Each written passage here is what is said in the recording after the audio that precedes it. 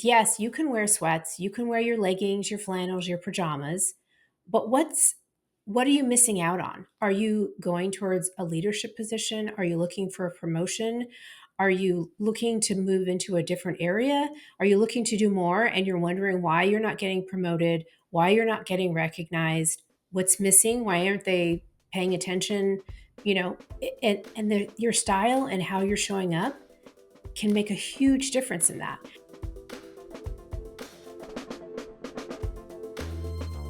Good morning, HR. I'm Mike Coffey, president of Imperative, bulletproof background checks with fast and friendly service. And this is the podcast where I talk to business leaders about bringing people together to create value for all stakeholders. I'm joined today by Elisa Ellis. Elisa is a wardrobe stylist who helps her clients transform their personal style to reveal their inner awesomeness. She's the owner of Turnkey Style and the author of The Style Advantage. I say what HR can't. And I thought that was my job. Elisa joins me to discuss dress codes, personal authenticity, and the impact employees' feelings about their appearance can have on a company's bottom line. Welcome to Good Morning HR, Elisa. Thanks for having me. It's a treat to be here. So let's just get it out of the way. It's 2025, and we've had, for the last decade, been told that we need to allow employees to bring their whole selves to work. And so, in that context, doesn't talking about dress codes seem kind of anachronistic? I think that you can bring yourself to work, but in an appropriate way. It's left this wide open arena of everything can go. Mm-hmm. And nobody wants to have a challenging conversation anymore. So I hear from managers that people look like they've rolled out of bed, people are wearing leggings, slippers, no going commando, everything in between. And there's something about showing up professionally and appropriately that connects the team member to their other team members as well as to their clients. And what's happening is there's a lot of disconnect and then angst and frustration because there's no clarity. One side thinks one thing and the other side thinks something else, and the two sides aren't talking to each other. And so, I can hear, especially a certain younger generation, even now groaning that if I don't have to see the public, I don't deal with clients. What's wrong with wearing flannel pants to work if they're comfortable and I'm getting the job done at the end of the day? So, talk about So that. there's actual research that shows that they actually did a research study that had one group of men in sweats and one group of men in suits. And they did mock negotiations and sales. And what they found was there was a over $1 million difference. So the men in sweats sold about 680,000. The men in suits sold about 2.1 million. And here's the other startling fact that I found fascinating is that the men in suits had trouble making decisions, whereas the men in suits Oh, the thought men in and act. sweats. Okay, I think the men Yes, in the men in sweatsuits. sweats Yeah, okay. had trouble making decisions and deferred to the men in suits versus the men in suits had no problem thinking and acting like CEOs. Not only that, but the men in sweats gave up more negotiations. So, what I take from this is yes, you can wear sweats, you can wear your leggings, your flannels, your pajamas, but what are you missing out on? Are you going towards a leadership position? Are you looking for a promotion? Are you looking to move into a different area? Are you looking to do more and you're wondering why you're not getting promoted, why you're not getting recognized, what's missing, why aren't they paying attention? Your style and how you're showing up can make a huge difference in that. I work with clients on a daily one-on-one basis as well as with companies where I see and hear if I give them a 5-day challenge, a no legging challenge, you actually have to get up and wear clothes as if you're going to go out to a meeting, even though you have nowhere to go. There's a big difference in how people feel. And that changes how you show up, and that changes your productivity, your sales, your collaboration, whether or not you're reaching out to team members, collaborating with them, asking questions, raising your hand, working with your leadership team or not. And all of those small tweaks can have a big impact, not only on the bottom line, but on your progression with a company or lack thereof. So you mentioned small tweaks. Starbucks did Yes, what I think seems like a relatively small set of tweaks to right. what baristas could wear. I mean, you have to wear, you can't just wear any top. You got to wear a solid black top. The bottom's restricted to khaki, black or blue denim pants, and they limited, God forbid, the number of face piercings that Yes. somebody could have, and the size of them. And it was all about brand consistency for them. So people lost their minds. I mean, they had walkouts at like 70 stores or something. Yes. So what do you think Starbucks is trying to accomplish? And I mean, they kept 99% of their stores open. They didn't have everything shut down.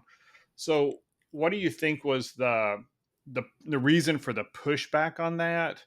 And maybe they was there anything you would have if you were Starbucks, would you have done anything differently in that process? I think the steps that Starbucks took was to provide some clarity around what they want their branding to be. So it's not just clarity, but they also that has an effect on their culture, Hmm. right? And that's just not the culture within team members, but also with their clients, their customers. That's how they make their money is their customers. If customers are coming in, because here's a great example. I've had people ask, "Well, how do you feel about piercings?" I don't ha- doesn't necessarily have to be an issue around piercings if the overall image is consistent with what you want your branding to be. Because what I have found a high percentage of the time is if the person is showing up consistently looking professional, you don't notice those little things, like let's say a tattoo that's showing, or a nose ring, or some type of piercing. But if the overall look and branding is not on par with what the company expects, then those are the things that stand out. Creating a culture where everyone is wearing similar things helps to build that team building. There's actual research that shows that when you're all kind of on the same page, it helps you feel like you're part of a team. And what I have heard from a lot of team members is when, let's say, so and so is all dressed up, and I say in quotes, Hmm. and what I'm wearing is just fine, but I don't understand why they're all so dressed up. Where are they going? And then that creates this conflict of, well, are they better than me? Well, what's wrong? How come they're looking so nice? And so by creating setting guidelines and create giving clarity on what you expect, it really changes the dynamic. For example, sneakers. I have a lot of companies who are struggling because they wrote their guidelines to include sneakers so that there could be a dress for your day policy. And now what's happening is managers are struggling because people aren't wearing the fashionable sneakers they expected people to wear. They're wearing their dirty garden sneakers or their running sneakers, and they look tattered and torn, and therefore it's not the brand image that they want their team members to represent, how they want to represent the company. So instead of being able to take, let's say, a team member out for a client facing meeting, the outfit is no longer appropriate for, let's say, that client's office or that client's culture. And so we've talked about like the tatty sneakers and face piercings, all that. Is there such thing as being too well dressed for work, or is there a time where it's not appropriate? When you stand out from the rest of the group because of your better choice, or your nicer, or more expensive, or more stylish choices. So, what I encourage people to keep in mind is who your client is and where they're located. People in Dallas dressed very differently from Southern California versus Austin, right? Austin is Right. much more casual vibe than Dallas. I work with companies who oftentimes have manufacturing companies, they also have financial firm companies. And so you have to be aware what's the culture at the company you're going to, and if you show up in a suit to a manufacturing plant, they're going to be intimidated likely. So you have to find something that's authentic to you, but still shows you as the expert. You don't want to dress down so much that you look like everyone else. Then why are you the go to person they've hired to solve their problem? There's a lot of other personal choices people make. Hair colors. We talked about piercings and tattoos. I remember when I was coming up in corporate 30 years ago, the conversation was whether women should wear open toe shoes or not. Business casual in no way suggested you could wear khakis with a seam on the outside like a pair of Dockers or something. And now we've gone way past that.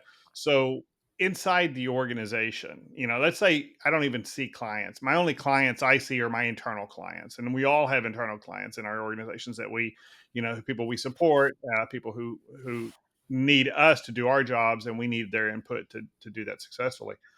So, how do we work out that balance so that it's not just maybe a more prudish manager or supervisor's personal opinions about what's appropriate versus something that's really a culture that we can all embrace, and to some extent, and I want to get into this more, how individuals can still show their own personality in the process. Absolutely. I think communication and clarity is key.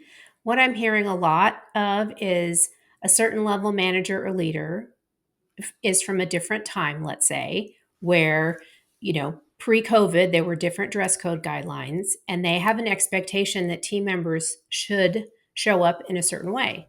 And that's not clear in the guidelines that have been given to the team members, nor has it been made clear in the onboarding process. I grew up in a time where if you went into the office and you were inappropriately dressed, you were called into the office and told to go home and change, or told to go home and don't come back tomorrow with anything that looks similar to that. And nobody wants to have those conversations. And just like you said, part of it is because they really haven't decided what they want their clear guidelines to be. Like business casual, that means a lot of different things to different people. And so you really have to clarify, what does that mean? Can you wear sneakers? And if the sneakers you can, what types of sneakers? What does that look like? I've had some companies that actually give their team members pictures. Here's an example of what we're talking about. Khakis, great. This is an example of what we want the khakis to look like. Shoes, this is what we want the shoes to look like. And maybe it's Monday through Friday or Monday through Thursday. Keep a sports jacket or a blazer or some type of professional attire so that if a client walks in, you can put that on and it's going to somehow change your outfit to help you look more like the expert versus not having anything in your office or cubicle and not being able to make that transition. The subtitle of your book is I say what HR can't. And Yes.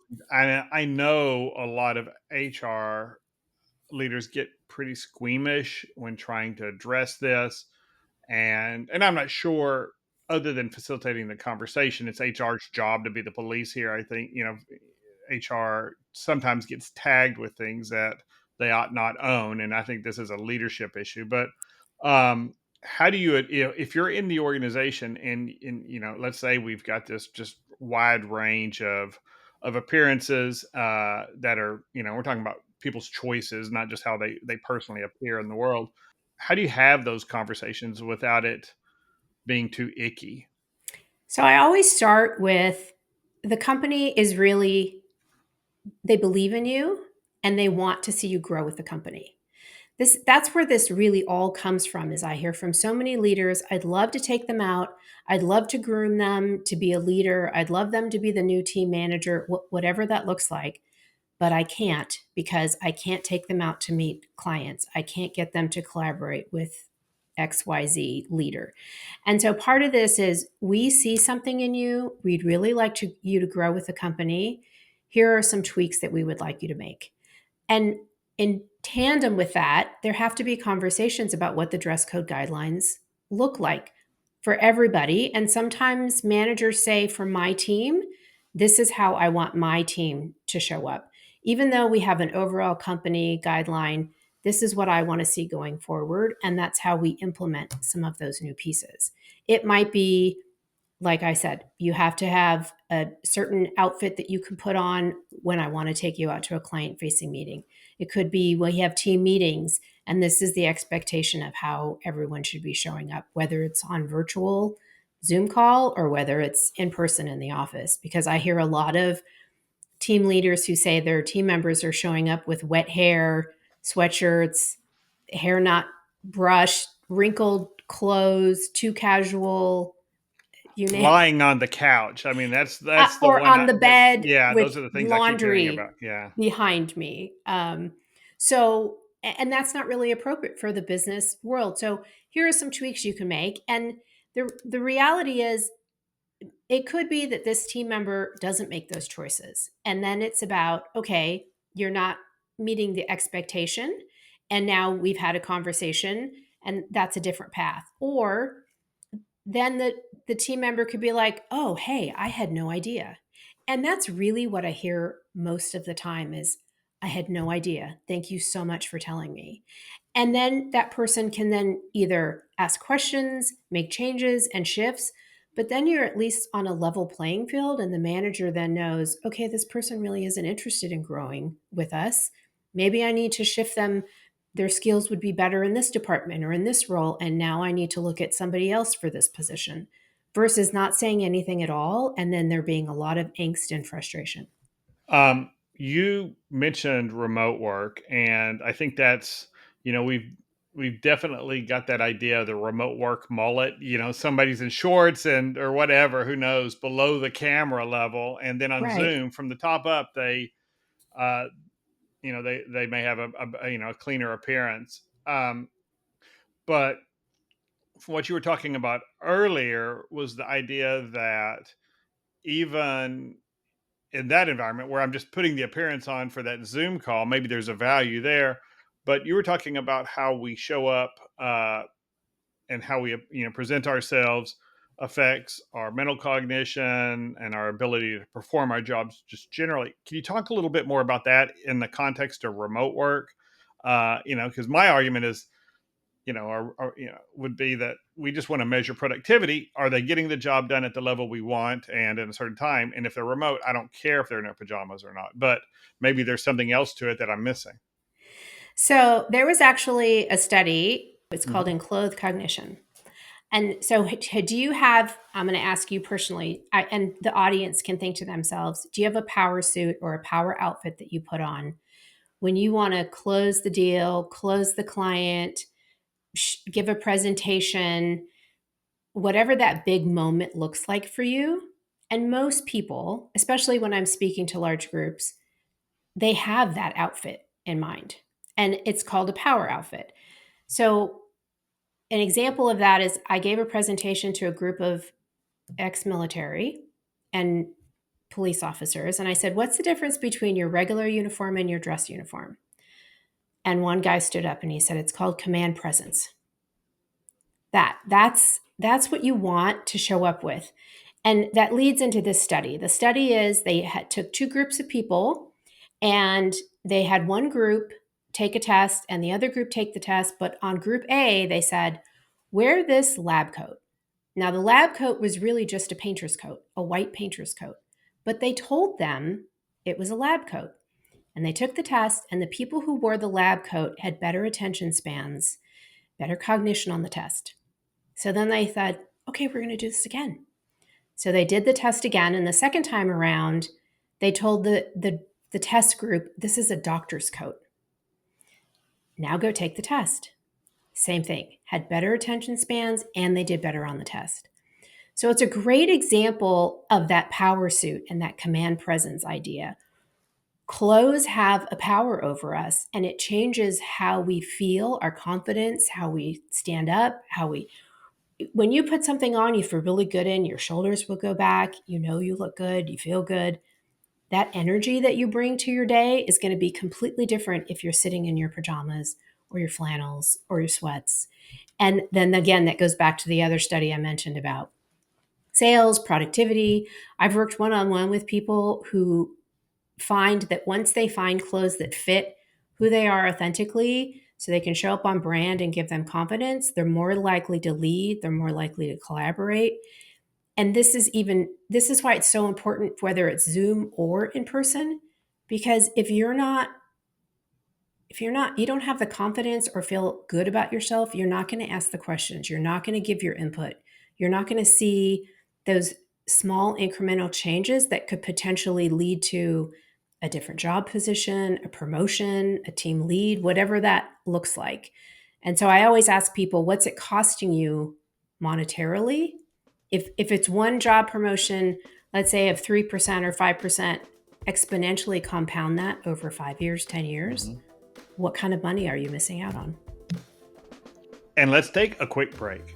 Good Morning HR is brought to you by Imperative. Bulletproof background checks with fast and friendly service. By bulletproof, we mean that our clients can take the information we provide to the bank. We don't cut corners to make research faster or cheaper. We use technology to augment our well trained analysts, never to replace their experience or judgment. And because of this, we offer the most thorough and compliant background investigations available. If you're not sure that's what you're getting today, we'd love to talk to you.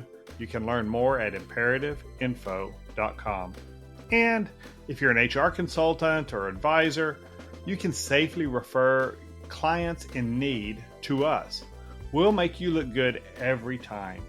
And reach out to me about our Trusted Advisors plan, where we reward you simply for taking good care of your clients. If you're an HRCI or SHRM certified professional, this episode of Good Morning HR has been pre-approved for 1/2 hour of recertification credit. To obtain the recertification information, visit goodmorninghr.com and click on Recert Credits. Then select episode 212 and enter the keyword STYLE. That's STYLE. And if you're looking for even more recertification credit, check out the webinars page at imperativeinfo.com. And now back to my conversation with Elisa Ellis. So if I'm going to write my policy, my dress code policy, are we getting as specific as, getting a ruler out and measuring the length of a skirt over the knee and things like that? Or It are depends they on the more general company. guidelines? It depends on the company. I have had companies who, let's say during the summer in Dallas, it's very hot here, Tell me. and the company wanted to allow shorts, but they were very specific about the types of shorts: no holes, no rips, no jeans, and they had to be 2 inches from your knee. And that was, it was kind of an open, you can wear what kind of shirts you want so long as there's no holes, no jeans, but they have to be a certain length. Right. So that gives clarification so you don't have a team member coming in with booty shorts on, whether Mm-hmm. that's men or women. Because I grew Right. up with the days when men used to wear those short OP Yeah. shorts. And it really depends on the company and how much of your team is client facing.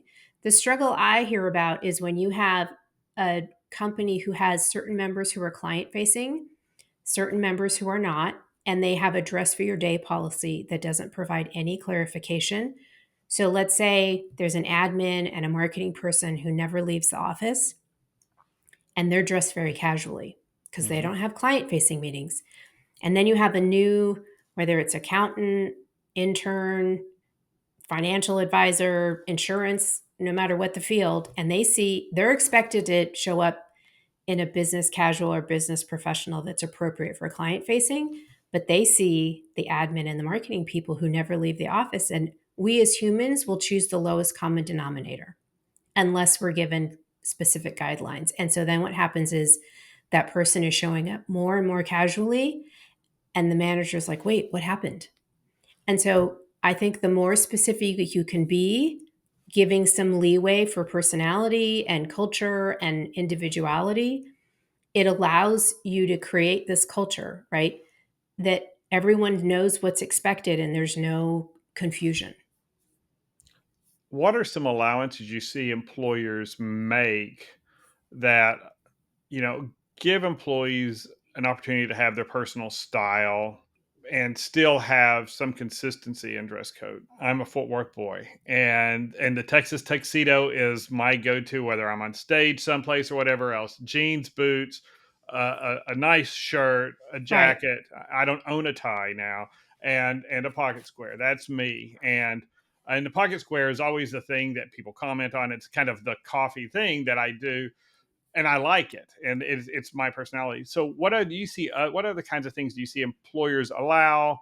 Whether it's hairstyles, colors, things like that, or ways that employees can still demonstrate themselves, even if it's not spelled out in a policy. Right. I really encourage people when I give presentations to figure out how to create, like you just mentioned, the pocket square, right? That's a branding, a small tweak that you've made that's now become something people know you for. And so when I'm talking to team members, what do you want to be known for? Right? Maybe it's cowboy boots. Maybe you like wearing. I have one. He's actually in insurance, and he loves sneakers. And I'm not talking about running sneakers. Like he has a whole collection of very expensive, fancy sneakers, but that's become his thing. And people comment on him. What can people comment on and connect you with? Some people I know have um, prints that are native to their heritage. That Mhm. might be something that they're known for. A pin, a brooch, glasses. I have probably 10, 13 different pairs of glasses, all different colors. You're Socks. not going blind as quickly as I am then, because I think Well, I'm replacing mine all the time. right. So I used to wear readers, and so I had 13, Oh and yeah, now I have two pairs of actual glasses I've had to. So my numbers are smaller for the yeah, prescription ones because right, they're more expensive. yeah. But it's become it could be shoes, it could be jewelry, it could be socks, a pocket square. There's different things. We have a mutual colleague, Neil. He likes Ted Lasso socks. Ah, It allows him to talk about a show he loves and also his pillars of what his company stand for and what he believes in. And so those are small things that I want to get people to think about, whether it's maybe wearing a certain color. Blue is known for trust, green is known for renewal. How do you want people thinking about you even when you're not in the office? Because that's how people are going to remember you. That's how you're going to be top of mind, whether you're in an entrepreneurial position or in corporate, right? You want to be remembered by clients, potential clients, as well as your team leaders, people in the company. Because people often say, well, I don't want to stand out. But do you want to stand out when it's time for a promotion or a new team lead or a new opportunity? Well, of course. Okay, so how can you do that every day? What are small things that you can do to help you stand out and brand yourself? well, and if you don't want to stand out, being below the bar in the dress code is just as big. Right. May get you more notice Absolutely. than being above the bar. Absolutely. And that's definitely what I hear. I've heard this guy's really great. We love him. We'd love to promote him or her. And this one in particular was, but he always shows up looking like a hot mess. He's wrinkled, nothing fits properly. And it's not that he's not smart or capable. He probably doesn't know how to use an iron or a steamer and doesn't realize that his clothes are so ill-fitting it makes him look disheveled and then therefore not the expert. And so it's really hard to promote someone who's client facing into a leadership position when no one's going to take him seriously. And it's funny because somebody just came to mind when you discuss that. It's a young professional that I have a lot of respect for, we don't have a reporting relationship, and it would probably be not appropriate. But every time I see him, I think, yeah, you're discounting yourself by 10 or 15% just when somebody first meets you. Right. And he's a really bright young man, and I try, and I think a lot of conscientious leaders do try to not be off put and not to make a jump to a quick decision. But I think if you're creating those hurdles, or you're allowing your employees to create those hurdles in your culture, you're banking on somebody else's goodwill, and where maybe you haven't earned it yet, and you're just making obstacles for our organization's success in some environments. Yeah. Absolutely. It takes less than 7 seconds for someone to decide whether they want to know, like, trust you, and work with you. Less than 7 seconds. And just like you said, you get a first impression, and that's it. It doesn't come around again. And people don't realize that 93% of all communication is nonverbal.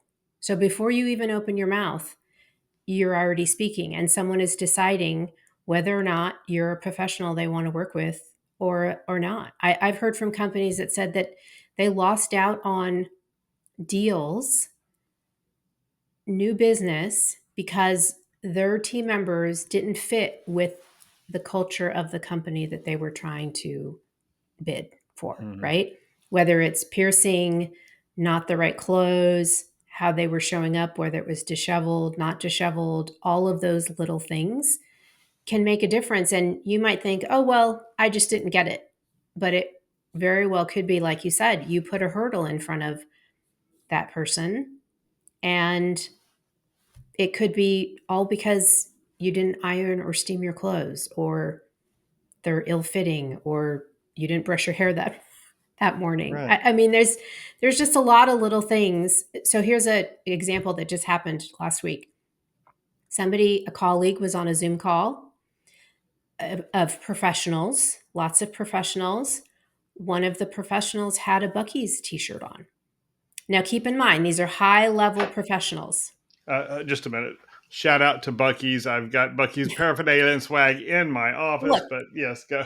I love Buc-ee's as much as the next person. Okay. I'm from out of Texas. And so every time someone comes, I take them to Buc-ee's because it's fantastic.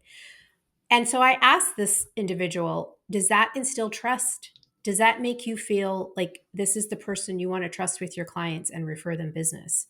And they said, absolutely not. No way. Now, does this person do business? Are they successful? Yes. But they just lost any potential referrals because they showed up to a professional meeting in a Buc-ee's t-shirt. So, last question. Let's say I'm the manager, supervisor, and someone's at work and it's outside of dress code. Maybe it's a lack of understanding on their part, or they just didn't give a damn this morning, whatever it is. Coach me through having that conversation, because that's icky. And so, and I'd much rather talk about somebody's performance than what they chose to put on in clothing today. Right. And this is outside the office. Well, I'm talking, no, they come in the office and They come in. they're rough. And so I'm the supervisor and I've got to have a conversation with them. So again, I start with, I see great potential in you. I really like to see you grow with the company. Uh, for a lot of younger people, just a side note, they really want to know how they see themselves in the long-term picture, right? How is the company invested in me? Mm-hmm. How is this going to make my life better? And so really it's about we'd love to see you grow. We really need to find ways for you to show up authentically, but that's still on brand for us, so that when our clients see you out and about, it's on brand for the company and and instills confidence. You have confidence, and our clients and prospective clients have confidence that you're going to get the job done, right? And so that's really what these conversations are. Typically, managers want me to have a conversation with the team so that not any one single person is singled out at any given time. But I choose my words wisely because I have examples about lost business, lost productivity, lost sales for typically all of the things that managers are seeing, whether it's wrinkled clothes, tattoo showing, you name it, the sneakers, all the things, right? And so it's how can we provide enough guidance for you so that you feel supported and we can make these changes going forward so that we don't run into this same situation again. Perfect. That's a great way to leave it. And I will admit that I changed clothes 3 times before we got on this call today to record, because I could not decide what to wear in front of the style expert. But really, thank you for joining me, Elisa. I really enjoyed the conversation. Thanks for having me and all the great questions. And thank you for listening. If you enjoyed this episode, please write us a review on Apple Podcasts, Spotify, YouTube, or wherever you're listening. And then share this episode on your favorite social media platform. It really does help other people find us. And we'd love to hear your thoughts, and I know you have some on this topic, at goodmorninghr.com. Good Morning HR is produced by Marianne Hernandez and Paco Corral on Imperative's marketing team. The Good Morning HR theme music was created by Steve Pegler at HR Strategies of Texas. And I'm Mike Coffey. As always, don't hesitate to reach out if I can be of service to you personally or professionally. I'll see you next week, and until then, be well, do good, and keep your chin up.